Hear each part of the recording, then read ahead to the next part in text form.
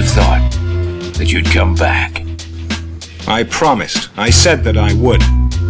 Well now, why are you waiting? Come and get it. I'm very interested to test your skill.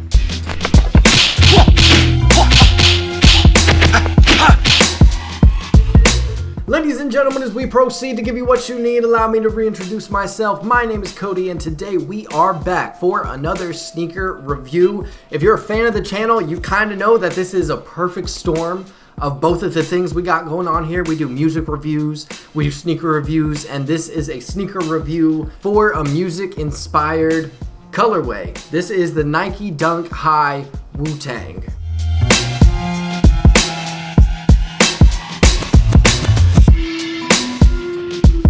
Now, if you are unfamiliar with the Wu-Tang Clan, they are one of the most iconic rap groups of all time. Of course, most popular in the 90s. We're talking classics up and down that whole album. You got Cream on it.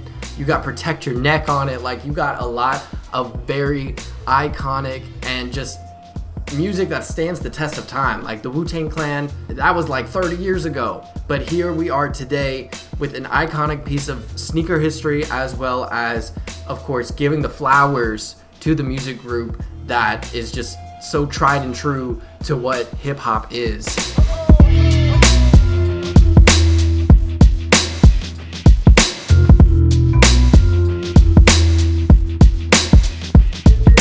This sneaker first released in 1999, and it was super rare, limited, whatever you want to call it.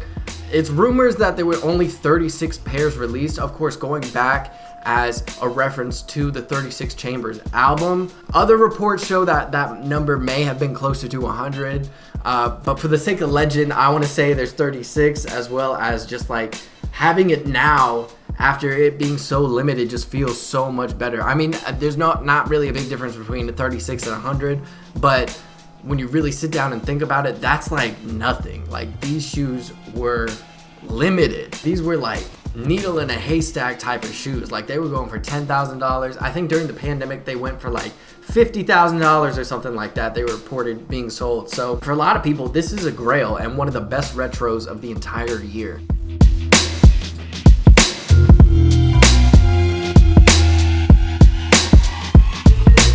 Design-wise, the shoe is very simple, really.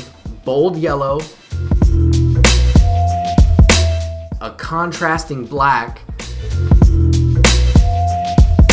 white on the midsole,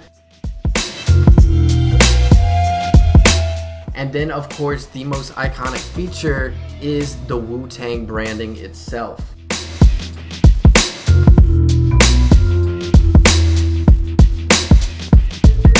It did only come with one pair of laces, the yellow laces that we see that matches, of course, the primary color of the shoe itself. But I can't imagine putting another pair of laces in it. I feel like the yellow is like the best color for it.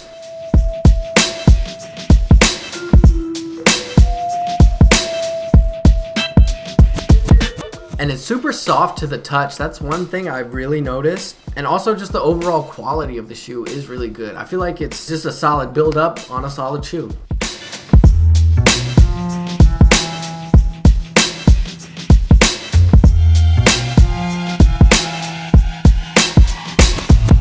Now, of course, with all Nike shoes, I pretty much say stick true to size, especially when it comes to dunks. Like me personally, I got a 10.5 because I'm a 10.5, and they fit and feel great.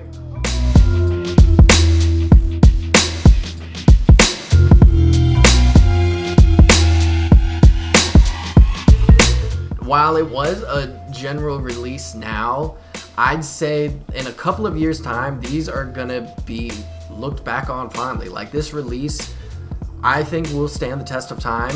And while the hype certainly isn't back 1999 levels, this is still a really amazing sneaker. And it harks back to a time not only in sneaker history, but also music history, where the two cultures really meshed and made something special.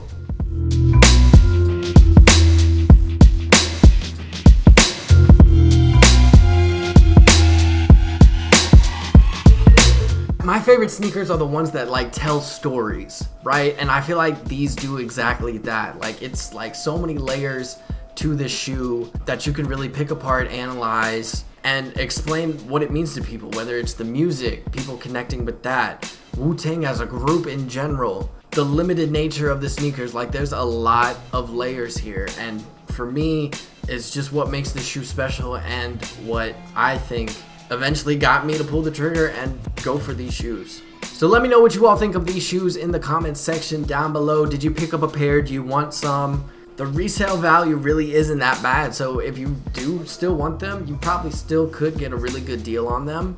They're probably going to be a little bit more expensive, but it's nothing outrageous like we have seen with past releases, and it's certainly not $50,000. So jump on that when you can if you want to have this piece of sneaker and music history. But that'll do it for this review.